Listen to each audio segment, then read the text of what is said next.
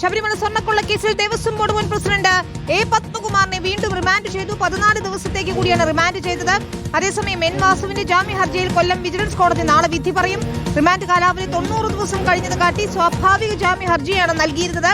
A V ജയശങ്കറാണ് ചേരുന്നത്. ജയശങ്കർ, ഇന്ന് എന്താണ് കോടതിയിൽ നടന്നത്? പത്മകുമാറിന്റെ റിമാൻഡ് നീട്ടിയിരിക്കുന്നു. അതായത് വിനീത, ശബരിമല സ്വർണ്ണക്കൊള്ളയുമായി ബന്ധപ്പെട്ട് മുൻ തിരുവിതാംകൂർ ദേവസ്വം ബോർഡ് പ്രസിഡന്റും കമ്മീഷണറുമായ എൻ വാസുവിന്റെ ജാമ്യാപേക്ഷ കോടതി പരിഗണിച്ചു. ജാമ്യാപേക്ഷയിൽ വിശദമായ വാദം കോടതി കേട്ടു. 90 ദിവസമായ സാഹചര്യത്തിൽ തനിക്ക് സ്വാഭാവിക ജാമ്യം വേണമെന്ന ആവശ്യമാണ് എൻ വാസു കോടതിയിൽ ഉന്നയിച്ചത്.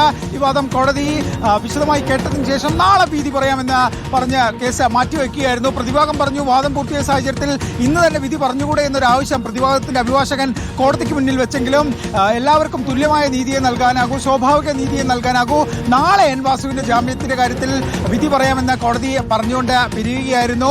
നാളെ എൻ വാസു സ്വാഭാവികമായും 90 ദിവസം പൂർത്തിയാകുന്ന സാഹചര്യത്തിൽ പുറത്തിറങ്ങും.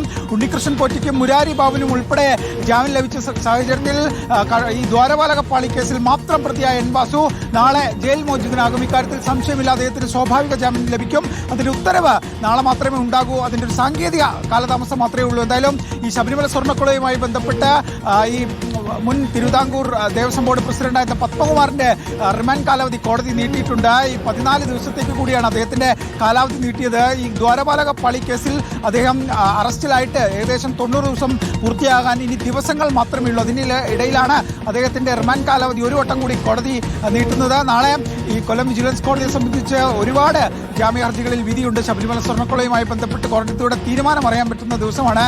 ഈ തന്ത്രിയുടെ കേസുമായി ബന്ധപ്പെട്ട് തന്ത്രി ജാമ്യത്തിന് അപേക്ഷ സമർപ്പിച്ചിരുന്നു. അതിൽ വിശദമായ വാദം ഉച്ചയ്ക്ക് ശേഷം നടക്കും. അതിലെ വിധി നാളെയായിരിക്കും. വാസുവിന്റെ കേസുമായി ബന്ധപ്പെട്ട വിധി നാളെയായിരിക്കും. അങ്ങനെ ശബരിമല സ്വർണ്ണക്കൊള്ളയുമായി ബന്ധപ്പെട്ട് ചില നിർണായകമായ ജാമ്യവിധികൾ നാളെ ഉണ്ടാകും. വിനിത, എന്തായാലും ഇന്ന് കോടതി നടപടികളൊക്കെ തന്നെ സ്വർണ്ണക്കൊള്ളയുമായി ബന്ധപ്പെട്ട് അവസാനിച്ചിട്ടുണ്ട്. ഈ പത്മകുമാറിനെ കോടതിയിൽ ഹാജരാക്കിയ ശേഷം തിരികെ തിരുവനന്തപുരത്തെ ജയിലിലേക്ക് കൊണ്ടുപോവുകയും ചെയ്തിട്ടുണ്ട്. വാസുവിന്റെ ജാമ്യാപേക്ഷയിൽ നാളെ വിധിയുണ്ടാകും. നാളെ വൈകിട്ടോടുകൂടി മുൻ തിരുവിതാംകൂർ ദേവസ്വം ബോർഡ് പ്രസിഡന്റും കമ്മീഷണറുമായ എൻ വാസു പുറത്തിറങ്ങും. മുൻ 1-ാം പ്രതി ഉൾപ്പെടെ പുറത്തുള്ള സാഹചര്യത്തിൽ ജാമ്യം അനുവദിച്ച സാഹചര്യത്തിൽ നിലവിലൊരു സാധാരണ സാഹചര്യമില്ല. സ്റ്റേറ്റ് കുറ്റപത്രം സമർപ്പിക്കാത്ത സാഹചര്യത്തിൽ വാസുവിന് ഇറങ്ങാൻ ഒരു തടസ്സവും ഉണ്ടാകില്ല. വിനിത, ശരി, വ്യക്തമാണ്. ജയശങ്കറാണ് വിശദാംശങ്ങൾ നൽകിയത് കൊല്ലത്ത് നിന്ന്.